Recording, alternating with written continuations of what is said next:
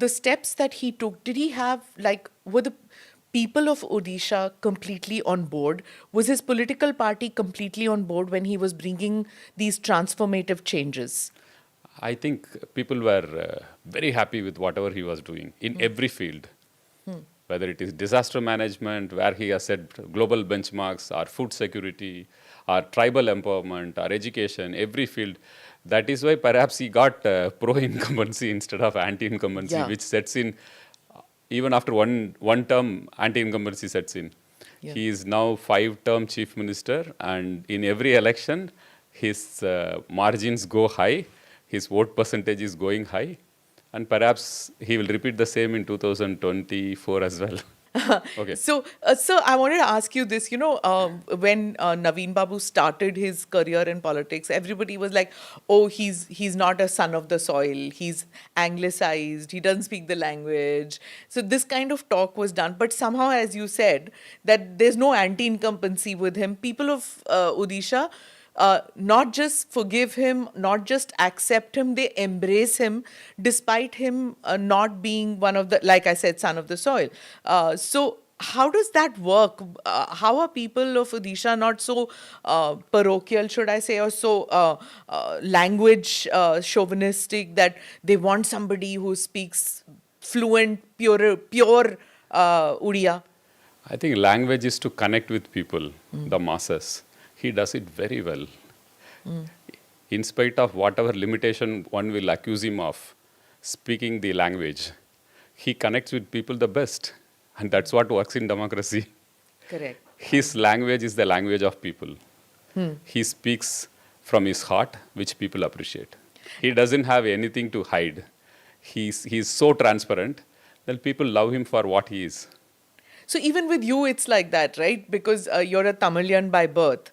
So I would think that when you chose to come to Odisha and work out here, you have a similar kind of a trajectory in the sense that you are not fluent with the language, though you learnt it.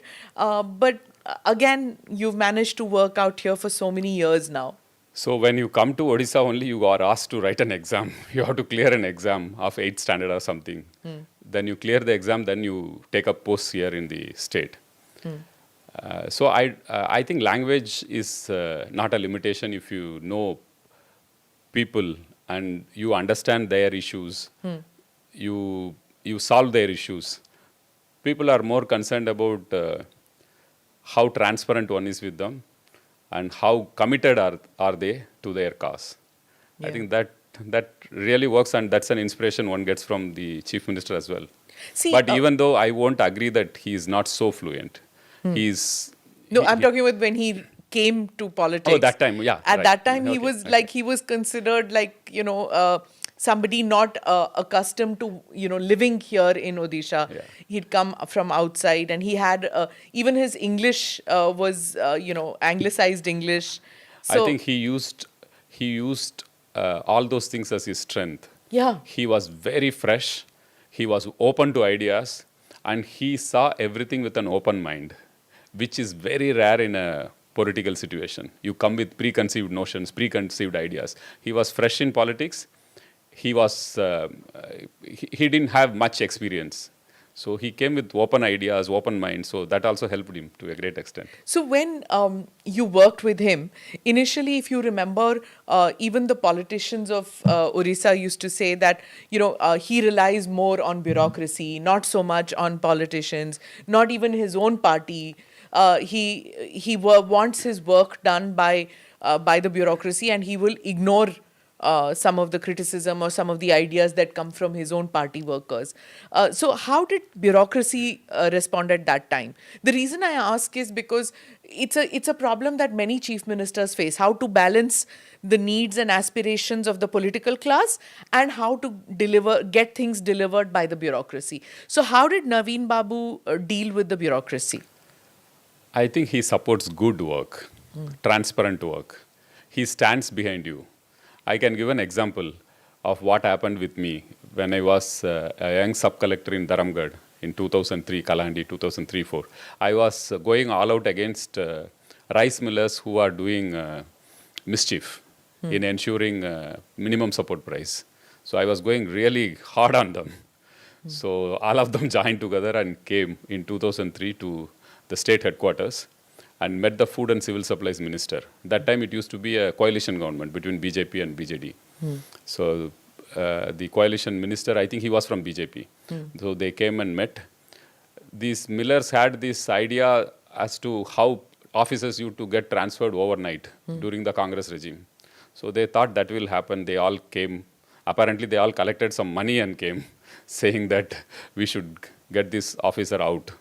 So when they met the minister, food and civil supplies, he laughed and said that this is Naveen Patnaik's government. You can't get a officer transferred for doing good Who work. said this?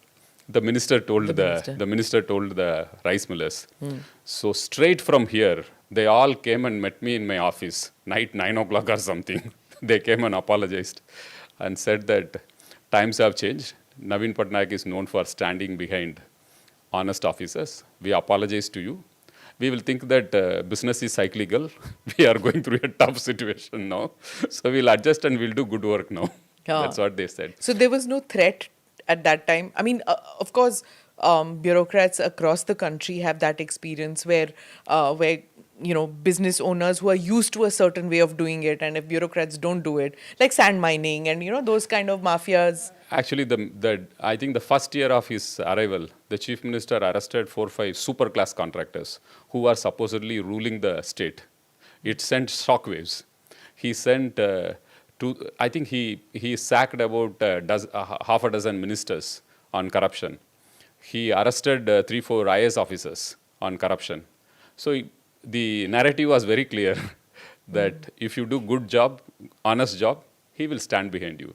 So when you asked about how do bureaucrats perform in Naveen Patnaik's regime, it's because of that commitment, that support one gets from him, that he will stand by you. If you have done good job, transparent work, even if you do small mistakes, it's okay. He will manage it for you.